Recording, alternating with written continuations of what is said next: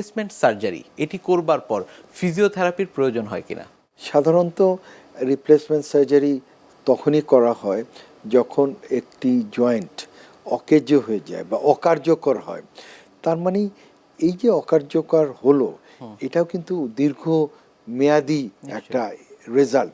ধরেন তার এটা অনেকেরই ৩-৪ বছর ধরে সে হাঁটু কাজ করছে না, বা তার হাঁটছে না বা কাজ করতেছে না, সেক্ষেত্রে তার মাসেল অলরেডি ওয়াস্টেড হয়ে গেছে, তার মাসেলগুলো অকার্যকর হয়ে গেছে।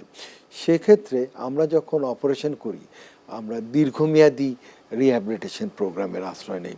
বিশেষ করে হাঁটুর রিপ্লেসমেন্টের ক্ষেত্রে সাধারণত অন্তত ১.৫ মাস থেকে ২ মাস আমরা তার ফিজিও দিই, এবং তাকে ফিজিওথেরাপিস্টের নিয়ন্ত্রণে করে এবং পরবর্তীতে তাকে নিজেকেও তাকে ট্রেন্ড আপ করি, যাতে করে সে ফিজিওথেরাপি যতদিন থাকে ততদিন বাসায় যাতে নিতে পারে। অনেক ধন্যবাদ স্যার আপনাকে আমাদের আজকের এই অনুষ্ঠানে আসবার জন্য। ধন্যবাদ ডাক্তার স্বাক্ষর আজকের আমন্ত্রণের জন্য। বিশ্বের যে কোনো প্রান্ত থেকে যে কোনো সময় আপনাদের পছন্দের অনুষ্ঠান স্বাস্থ্য প্রতিদিন দেখতে ভিজিট করুন আমাদের পূর্ণাঙ্গ ওয়েব পোর্টাল www.ntvbd.com এ। এছাড়া এনটিভি সব জনপ্রিয় অনুষ্ঠান ও খবরের আপডেট পেতে ভিজিট করুন আমাদের ইউটিউব চ্যানেল ও ভেরিফাইড ফেসবুক পেজে। আজ এখানেই শেষ করছি, আগামীতে আবারও দেখা হবে।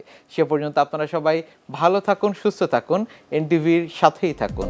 আল্লাহ হাফেজ।